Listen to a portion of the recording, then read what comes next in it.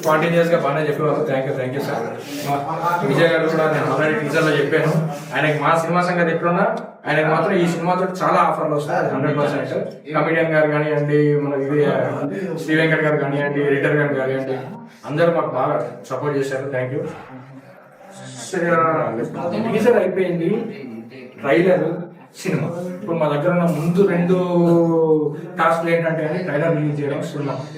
Trailer చాలా బ్రహ్మాండంగా వచ్చిందండి, రేపు మాకు ఆర్ఆర్ కూడా అయిపోతుంది. దానికి మూవీ ఏది సక్సెస్ కావాలన్నా మాకు తోడ్పడవలసింది కేవలం మీరే. మీ నుంచి అంటే మీ ఇచ్చే జనాలకి వెళ్ళాలి, జనాల దగ్గరికి వెళ్ళాలి అంటే మాకు మధ్యలో ఉన్నది మీరే, మీడియా.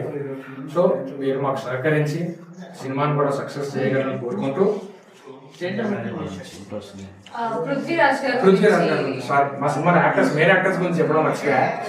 పృథ్వీరాజ్ గారు ఏమో ఇప్పుడు బిగ్ బాస్ లో ఉన్నారండి. చాలా బాగా చేస్తున్నారు బిగ్ బాస్ లో కూడా. నాకు తెలిసి టాప్ 5 లో ఉంటాడేమో అనుకుంటున్నాం. మరి టాప్ 5 లో ఉంటాడు అనుకుంటున్నాం. ఏవి కప్పు కొట్టుకొచ్చినా ఆశ్చర్యపడిన అవసరం లేదు. ఆయన కప్పు కొట్టేసే లోపు మన సక్సెస్ ని ఆయన కప్పుగా ఇద్దాం అనుకుంటున్నాం. ఎందుకంటే దీపావళి లోపు రాడు, ఈ లోపు మన సినిమా సక్సెస్ అయితే అదే అంటారు కప్పు. ఇంకా దీంట్లో నేను దీంట్లో విలన్ రోల్ కూడా నేనే చేశానండి. ఆ లేడీ గెటప్ నేనే. ఓకే. సో ఇంకో హీరో గారికి జోడీ హీరోయిన్ గారేమో ఆయన బెంగళూరులో ఉన్నారు. ఆవిడ సినిమా చూస్తే చెప్పాను కదండి, మా చిన్న సినిమా కష్టాలు.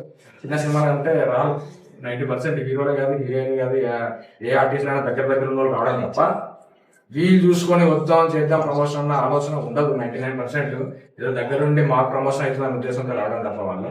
ఓకే. పృథ్వీరాజ్ గారు అంటే పాపం వచ్చేవాళ్ళు ఇక్కడ ఉంటే. పృథ్వీరాజు ఆయన బిగ్ బాస్ లో ఉండవలసి వచ్చింది.